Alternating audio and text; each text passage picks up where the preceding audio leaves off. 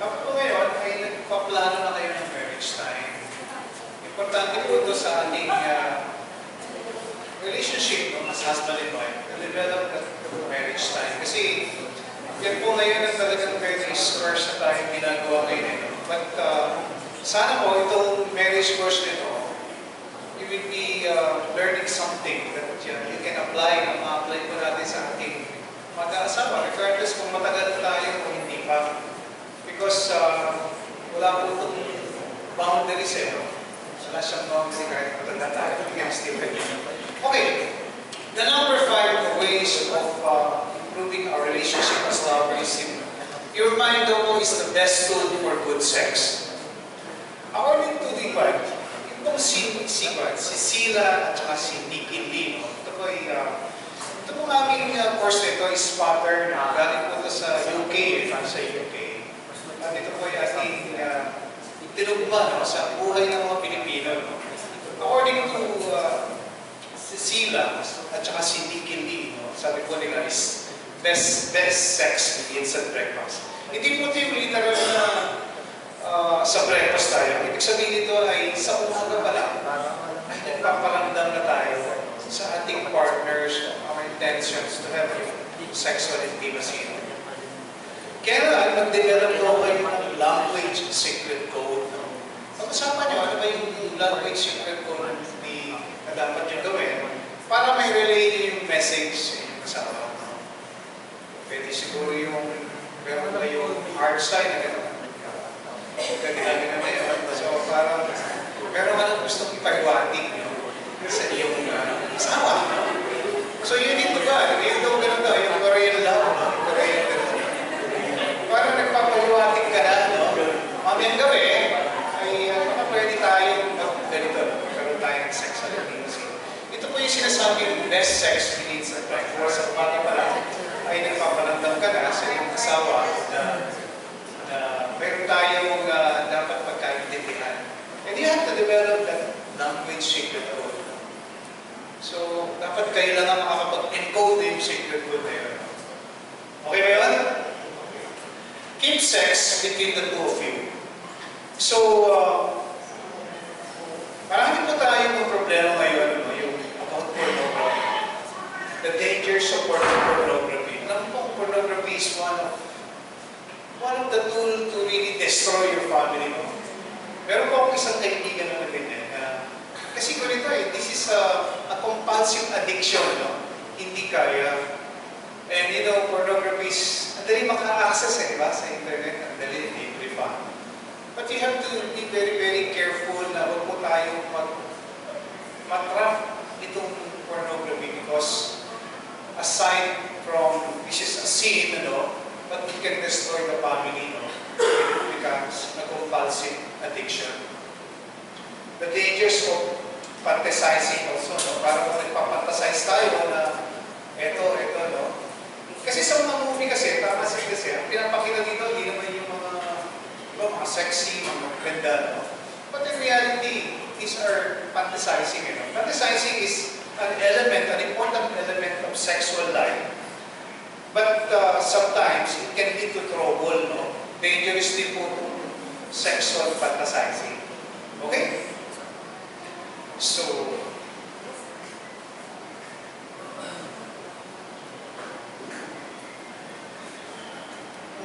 ayan.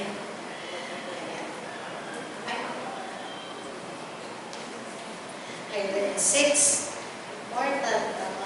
it's the importance of variety. Ayan. Kasi minsan, pag paulit-ulit yung ginagawa, yung isang bagay, diba? Parang nagiging routine. Yun na, yung ginagawa nyo. Every Monday, ganyan. Iba-ibahin nyo naman. Kasi yung mga routine in our everyday life will make you bored.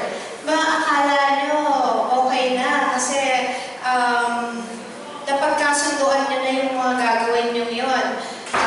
Pero pagka you fall into a routine, tapos na-bore kayo, medyo may problema dyan. So pagka feeling nyo, miski isa lang sa inyo, na-feel nyo na parang nabobore kayo with what's happening in your marriage, especially your sexual intimacy, sabihin nyo na agad sa asawa nyo, huwag nyo nang paghulayin pa, Magsabi na kayo agad, di ba?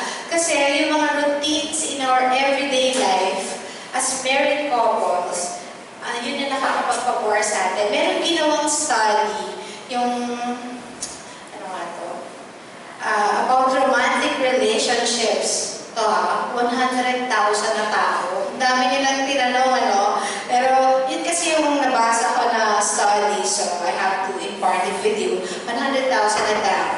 Tapos marami silang mga reasons na binigay kung bakit nagkakaroon ng infidelity. And ang isa sa mga reasons na yon is boredom. Okay? Yun yung leading, isa sa mga leading reasons, isa sa mga nangungunang dahilan. Nakakatakot, di ba, na dahil na-bore ka, magkakaroon kayo ng problema mag-asawa.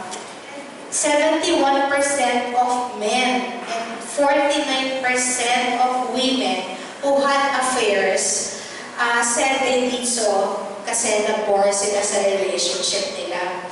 So, hindi lang men, di ba? Meron din naman sa mga movies or minsan may kakilala tayo na miski women, nagkakamali sila. Nagkakaroon sila ng problema because of that. So, hindi lang men, pati women pwede ma-bore sa relationship nyo. And, ito daw boredom, ang isa sa ginagawa nila to get away from this, yun nga yung sabi ni Lito kanina, they seek thrills through pornography. So, paano naman hindi magkamali yung spouse nyo, yung wife nyo, or husband nyo, or kayo mismo, magsabi na kayo kaagad sa asawa nyo. Tapos you try to mitigate the pain of boredom. Minsan yung iba, through drinking or smoking, di ba? And sabi dun sa nabasa ko, try to mitigate the pain of boredom.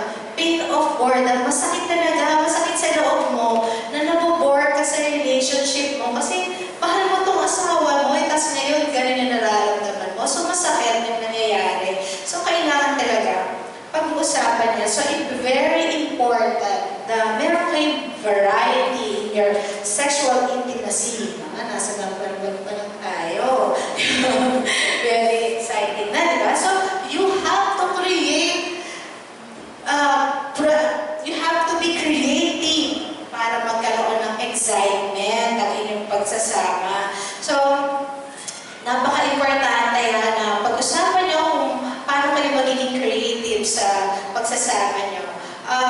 Kasi yung creativity produces excitement. So, ano ba yung mga pwede nyong gawin na nakaka-excite? Mag-iba-iba kayo ng lugar, di ba? Hindi lang sa kwarto. Pwede yun, di ba? Pwede sa, bahala na kayo. Huwag lang sa hagdan, masakit sa likod. So, kaya, be creative with your looks. Pag-uwi ng asawa mo, iba itsura mo. Ay, shocking, di ba? Pero, di ba, naiba na, magugulat naman yung asawa nyo. O kaya, mag-invest kayo in vacation. Maski na after 2 years kayo magpakasyon kasi marami kayong binabayaran. Basta, mag-invest kayo in a vacation. Bago pa lang, maliliit pa yung mga anak namin. Tapos gusto nyo dito magbakasyon, parang hindi ko kaya. Hindi ko kaya iwan ng mga bata. Pero, sabi ng older couple sa akin, mas mahirap iwan yan pag malalaki na yan. So, iwanan mo na ngayon. So, yan, nagpakasyon kami ni Lito, miski maliliit pa yung mga bata. So, invest in a vacation. Para lang maiba ang lugar. Maiba ang atmosphere, maiba ang itsura ng paligid. Ilipat niyo yung kama niyo. Pagpasok, ganda na yung kama. Diba? Kasi kaya malaki yung room niyo eh. Pagpasok ko, ayun na yung kama. So, ibig sabihin, meron pa ng gusto. But anyway, just make sure na kung ano man yun ang plano nyo, na creative, feeling nyo creative, dapat agree din yung asawa nyo na hindi naman siya masyashock doon sa biglanan nyo. Okay? So, dapat na pag-usapan yun. And be sure to respect each other's opinions and reach a mutual agreement on how to make your sex life more adventurous. So, mabalik tayo sa unang reason. Talk about it. Yun. So, pag-uusapan nyo lahat yan. Pati yung mga sinabi ni Lito kanina. And a footnote on orgasm. Okay. So, malalaki na tayo lahat. Alam nyo naman yung orgasm, di ba?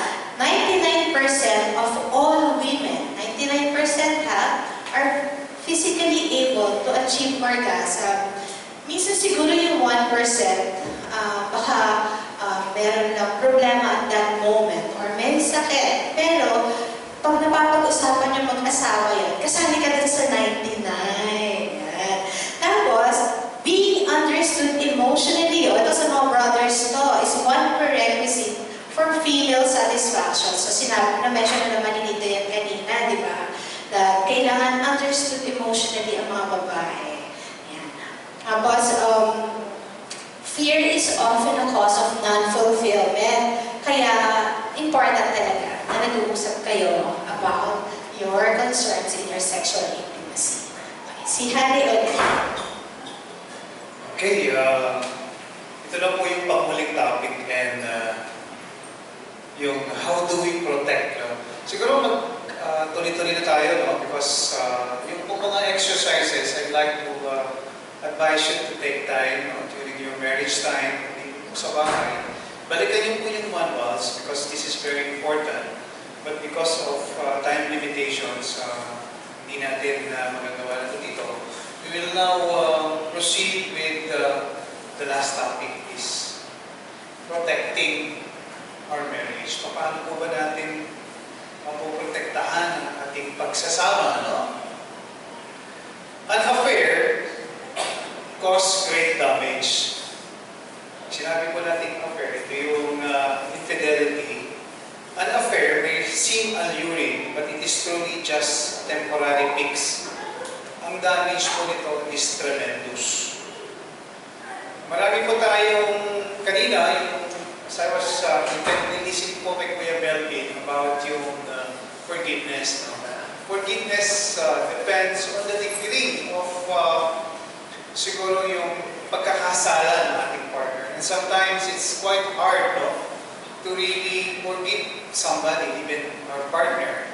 Kapag talaga tayo, kunwari infidelity, kasi this is something that hindi po lahat ng mga tao, mga babae ay nare-resolve agad nila. No? Sometimes they need to have some professional support, no? A priest. But you know, unfaithfulness can truly derail marriage. Just as it takes time to build trust, no? Sabi dito, it will take time, perhaps even more time to regain trust. Trust, after all, is the bedrock of marriage. But brothers and sisters, let us not underestimate the power of forgiveness. Ang forgiveness po is something to do that we really have to stoop down, ano? At sana ay, sabi nga sa Bible, how many times do we forgive, di ba? Ask for forgiveness, 70 times 7 times. Tagal na, no? Sometimes yung ating pride can overcome us, ano? Natabalo tayo ng ating pride.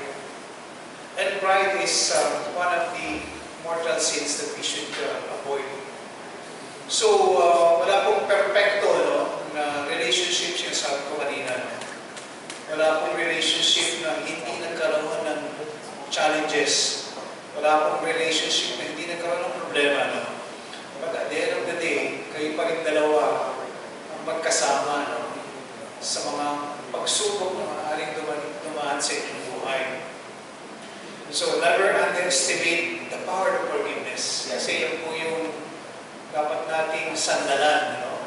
Na meron po tayong Panginoon na naglilid sa atin, na nagpapaalala sa atin, na tao lang tayo, all of us commit sin. At the end of the day, we really have to seek His guidance and forgiveness para po pagdaanan natin itong lahat nito.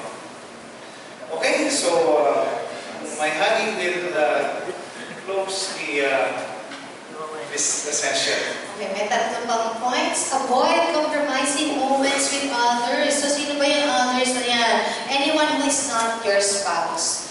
Ayun, iba. Yung sila yung others. Parang alien nila, others. Yeah, it's, hindi lang all minsan, diba? Hindi mo naman maiiwasan na may makasalamuha ka na opposite sex.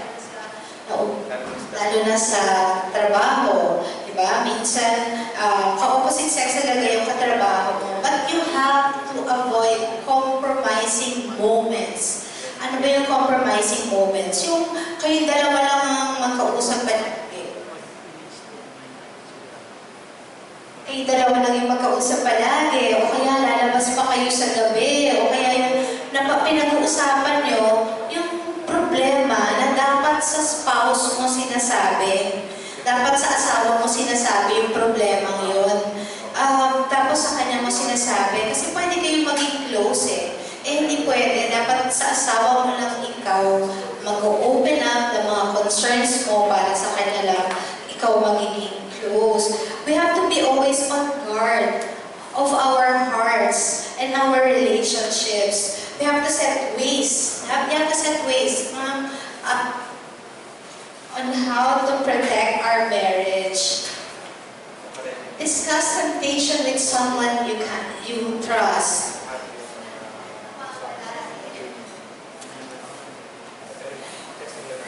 Alam nyo, minsan miski alam na ng mga iba na may asawa ka na, minsan yung meron pa talagang lumalapit at lumalapit. Diba? Meron talaga. So, tapos ikaw, di mo maiiwasan na parang, meron pang nagkaka-crush sa akin. Pero pag umabot na sa ganyang pagkakataon, you have to discuss it with someone you trust. Kasi baka ma-tempt kayo. Diba? Yung someone who will not judge you for what you are going through or what you are feeling at that very moment. Why? Kasi it says in Ephesians 5, verses 11 to 13, take no part in the fruitless works of darkness. Rather, expose them, for it is shameful even to mention the things done by them in secret. But everything exposed by the light becomes visible. Pagkaya niya, isinare niya with someone that you trust, minsan sa asawa niyo, pwede, lang ba nung nagpapakulog sa akin ng kaopisina o ganyan. Pag sinabi mo ganyan yan, you bring it into the light, you bring it into the open, na nadidisperse at darkness in your life. Nawawala ang hold sa'yo ng evil one. Yan. Diba? Always remember na naman ako, that no one is spared from the snares of the evil one. Kasi ang family, ang pinaka-unit ng Catholic Church. So, tayo ang pinakaunang nagbubuo sa Catholic Church. So, tayo ang unang-unang dinidestroy ng evil one. And no one is spared. Hindi mo pwedeng sabihin, di naman ako kaaya-aya. Hindi, walang hindi kaaya-aya. If ever you will find yourself in such a situation, never hesitate to talk about it. Okay? Discuss it with someone you trust. Para yung mga temptations and wrongdoings lose their hold on you once they are in the open. Okay, and then last is to keep your sex alive. Promise nyo sa amin yan. Promise nyo kay Lord yan. Nung kinasal kayo, nandyan si Lord sa gitna ninyo. And that is one of your promises, is that to love your spouse. Diba? And one of the important parts of loving your spouse is that you have to keep your sex alive.